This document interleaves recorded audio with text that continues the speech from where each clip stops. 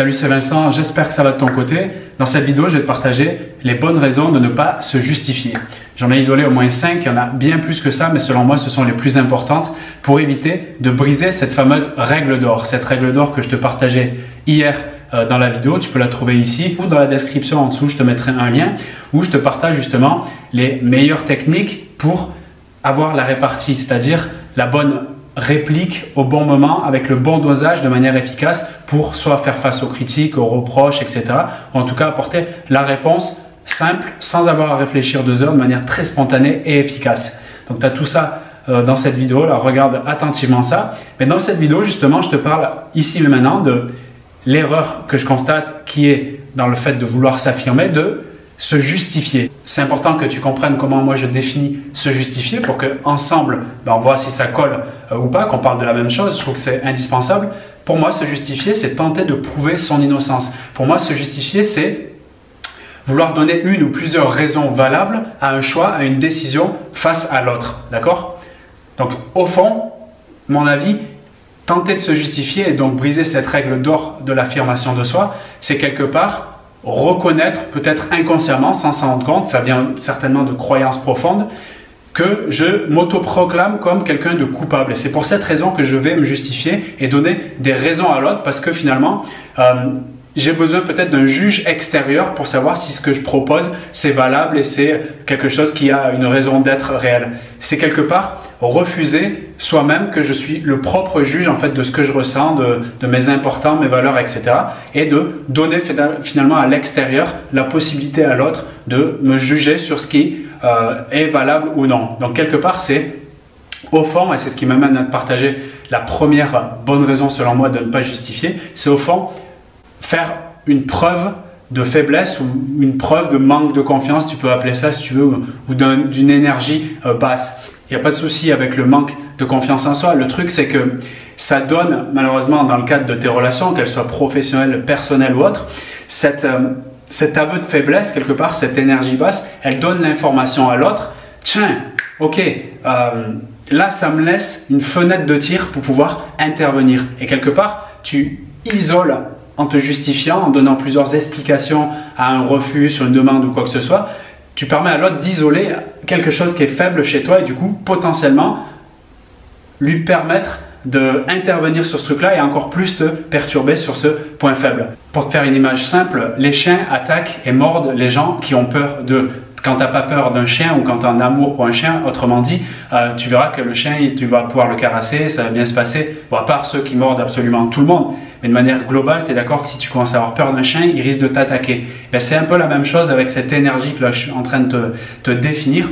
Si je démontre que je suis pas très en confiance, pas très à l'aise, par conséquent, je vais amener de la justification, de l'explication pour essayer justement d'être valable, voilà, d'avoir plus de capacité sur la chose que je suis en train de démontrer. Et à partir de là, je risque justement, au contraire de mon but finalement, c'est que ça se passe bien en apportant toutes ces raisons. L'inverse, ce qui se passe, c'est que la personne dit « Ah tiens, là, s'il est en train de se justifier, moi, ça me laisse une opportunité pour, si ça peut être le cas de certaines personnes, malheureusement, pour aller l'embêter. » Donc attention à ça. La deuxième bonne raison de ne pas justifier selon moi, c'est que ça donne un gain de temps considérable à soi et à l'autre. Quand quelqu'un me fait une proposition et que je ne suis pas à l'aise donc d'accepter cette proposition et je commence à lui dire ben non, à 18h je suis là et après je dois faire ça et puis mon ménage et je passe la douche, bla bla bla bla bla, qu'est-ce qui se passe à ce moment-là? Ben, c'est que la personne, elle avait une proposition, c'était oui ou c'était non, d'accord? Si moi je rentre dans un délire comme ça, ce qui se passe c'est que ben, je fais perdre du temps à la personne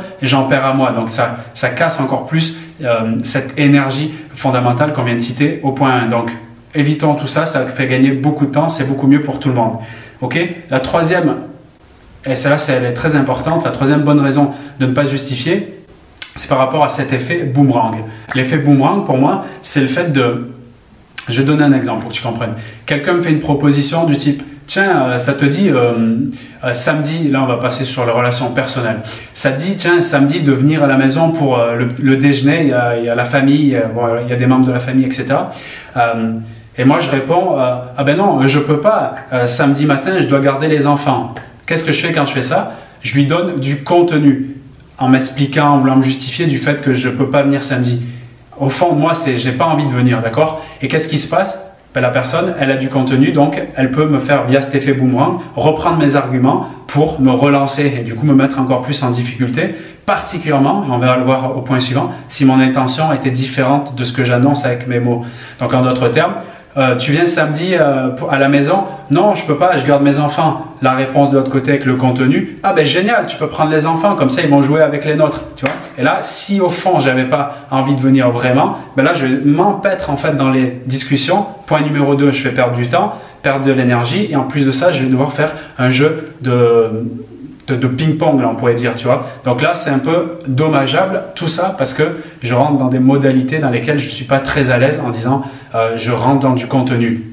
Et d'ailleurs, dans le programme de formation là, que je t'ai créé, tu peux regarder la description de cette vidéo, saisis vite cette offre avant qu'elle disparaisse. Je vais te donner justement des techniques redoutables pour ne pas avoir à apporter du contenu et pour se protéger en fait de ce danger de l'effet boomerang, qui est quelque chose que tu peux connaître aussi dans les relations professionnelles, qui est extrêmement fatigant. Tout ça parce que justement, j'ai ce réflexe, cet arc réflexe de me justifier. Donc il y a des méthodes, et heureusement, de répartie pour solder tout ça, et même dans les cas de critique, de ne pas apporter du contenu et de mettre l'autre dans une situation, ben, il n'a plus rien à dire et puis c'est terminé et c'est ok. Donc ça c'était pour la petite parenthèse. La quatrième bonne raison que je te partage ici pour éviter de tomber dans les justifications et aussi je le précise ben, pour augmenter ta jauge du bien-être et du coup ben, attirer quelque chose de plus positif autour de toi, c'est que ça entraîne, en tout cas le fait de justifier, ça entraîne particulièrement quand tu rejoins le point numéro 3 que je t'ai partagé ici, ça entraîne le fait de renforcer l'incompréhension dans les relations ou augmenter le risque de malentendu.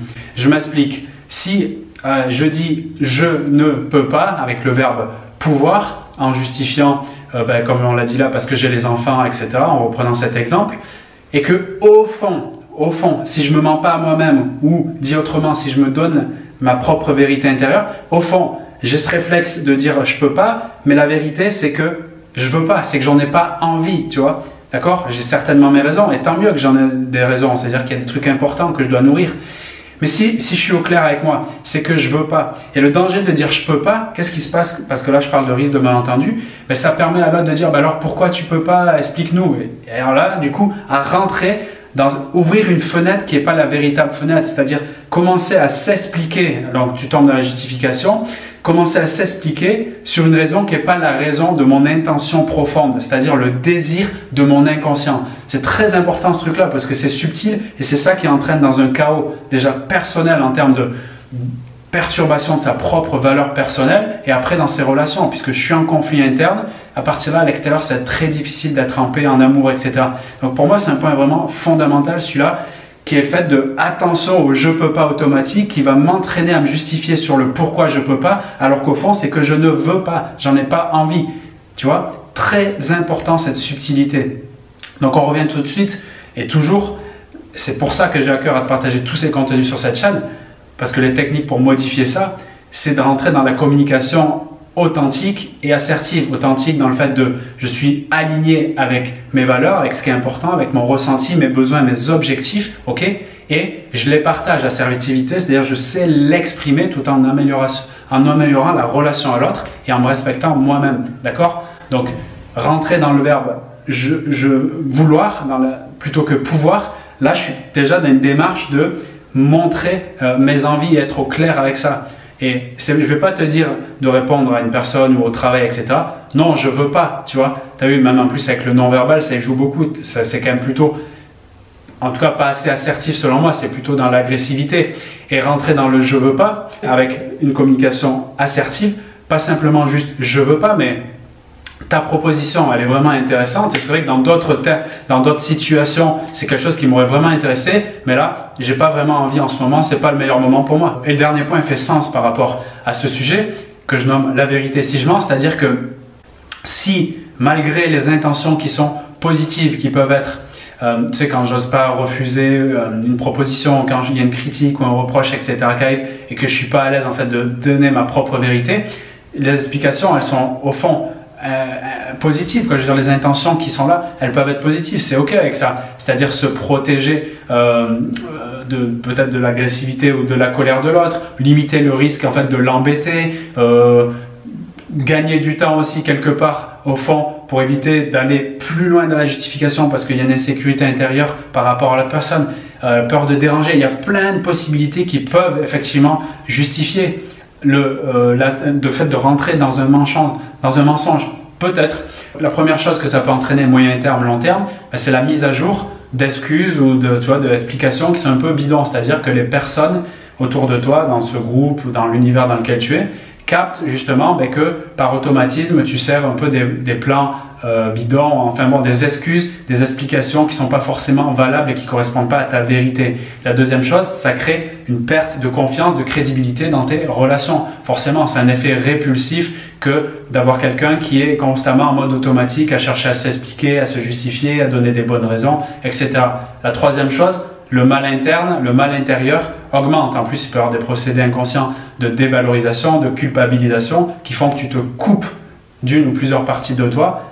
Conflit interne à nouveau, difficile à l'extérieur d'avoir le reflet positif de ce qu'il y a de négatif à l'intérieur. Donc, danger aussi là-dessus. Et la quatrième chose, donc de repousser clairement les autres. C'est un effet, tu sais, comme ces anticafards complètement répulsifs. Donc, ce qui est génial à tout ça, c'est la question, c'est est-ce que moi je suis OK avec ça? Comment je veux continuer? Est-ce que j'ai envie de mettre en place des méthodes pour changer tout ça? Parce que je prends conscience qu'effectivement, j'ai tendance à me justifier, à donner beaucoup de raisons pour expliquer un choix ou un refus d'une proposition, ou quand je suis critiqué, ou quand voilà, des collègues de travail m'attaquent un peu comme ça, même si c'était de façon indirecte, j'ai tendance à aller essayer de trouver une bonne raison valable et pertinente pour dire pourquoi je fais ci ou pourquoi je fais pas ça. Dans ce cas-là, tu as la chance, on peut mettre les méthodes en place. Déjà, c'est tout ce que je te partage à travers cette chaîne.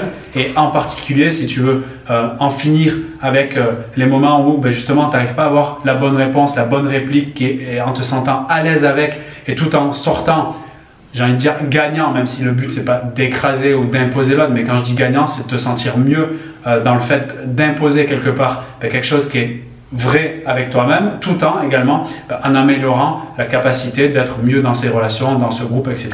Pour moi, la meilleure façon d'y arriver, clairement, c'est de développer sa répartie, c'est-à-dire avoir une réponse juste, rapide et efficace tout de suite et maintenant. Ne pas laisser traîner pour justement laisser quelque part la possibilité à l'autre de se dire, de toute façon, regarde, elle n'a pas de réaction dans ces moments-là, ou bien qu'elle réagit, elle est un peu en mode explication, ça prend un certain temps pour qu'elle s'explique. Bon, finalement, en gros, je peux faire un peu ce que je veux de elle. Donc, l'idée, c'est pas du tout de rentrer là-dedans, bien au contraire, c'est de développer sa répartie, développer sa capacité à être éloquent et impactant immédiatement. C'est pour ça que je t'ai créé un programme majeur.